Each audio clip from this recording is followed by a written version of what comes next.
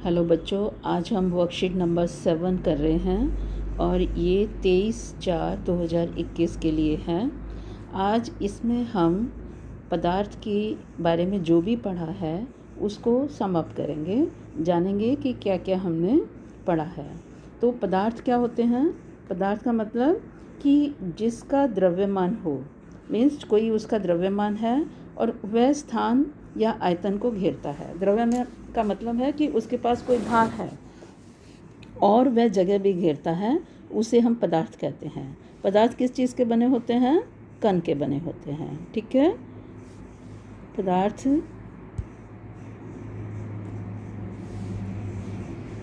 आपके कण के बने होते हैं। अब ये जो कण हैं, इनके गुण क्या होते हैं? कणों के बीच रिक्त स्थान होता है। सेकेंड, ये कण एक दूसरे को आकर्षित करते हैं। तीसरा, ये कण निरंतर गतिशील होते हैं। तो ये तीनों गुण आपने याद रखने हैं।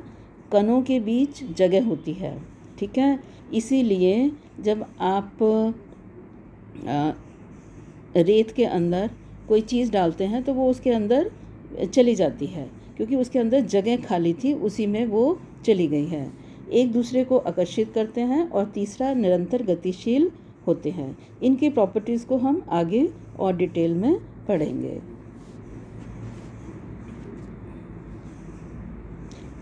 अब बात आती है कि जो पदार्थ हैं ये कितने प्रकार के होते हैं? शुद्ध और मिश्रण। शुद्ध या अशुद्ध आप कह सकते हो। शुद्ध का मतलब कि वो एक ही तरह के कणों से बने हुए हैं। तो उसमें ये आगे दो तरह के हैं, तत्व और यौगिक। तत्व के बारे में हमने पहले ही पढ़ लिया था कि ऐसा शुद्ध पदार्थ जिसमें एक ही प्रकार के परमाणु होते हैं, जैसे लोहा, सोना आदि। अब बात करते हैं हम यौगिक की। यौगिक जो है ये भी शुद्ध पदार्थ होते हैं, लेकिन इनका निर्माण दो से अधिक तत्वों का रासायनिक संयोजन द्वारा द्रव्यमान के एक निश्चित अनुपात में होता है, जैसे पानी और ग्लूकोज। तो अब उसके बाद जो मिश्रण है, इसके बारे में भी हमने डिटेल में पढ़ लिया था कि मिश्रण समांगी या विषमांगी हो सकते हैं। समांगी में सिर्फ विलयन आता है।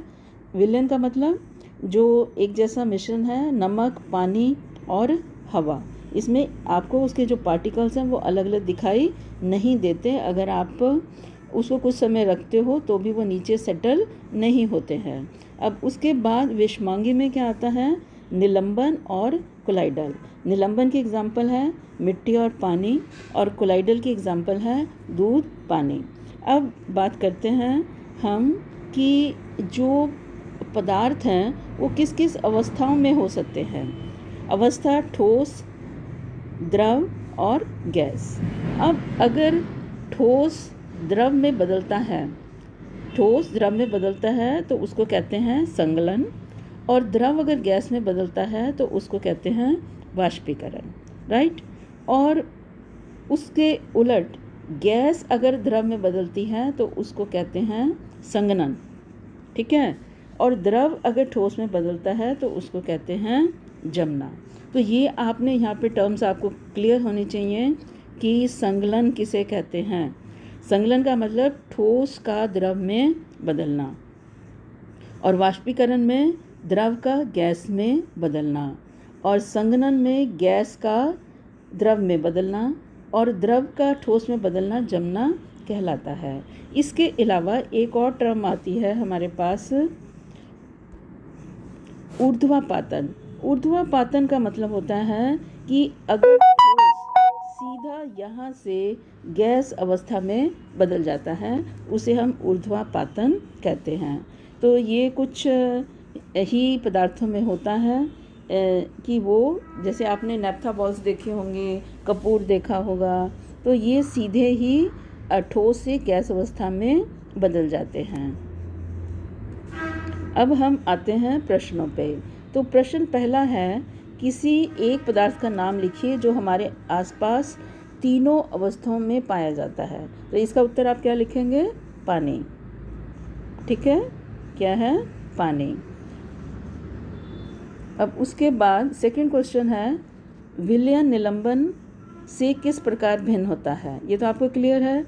विलयन आपका समांगी है, निलंबन आपका विषमांगी है। विलयन में उसके जो तत्व हैं वो जो जिन कणों से बना है वो अलग अलग दिखाई नहीं देते, निलंबन में अलग दिखाई देते हैं और ये अस्थाई होता है, कुछ समय के बाद ये नीचे बैठ जाते हैं। यौगिक किसे कहते हैं, किन्हीं दो के नाम लिखिए, ये अभी आप यहाँ से देख के लिख सकते हैं। और नेक्स्ट है मिश्रण क्या होता है। निम्न पदार्थों को मिलने पर किस प्रकार की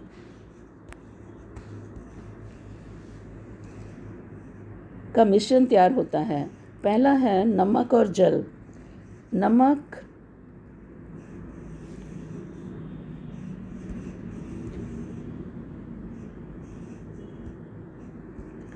और जल का आपका नमक और जल आपका समांगी है, मिट्टी और जल आपका विषमांगी है, दूध और जल आपका कोलाइडल है। तो इन तीनों को आप अलग अलग करके लिखेंगे। Thank you so much.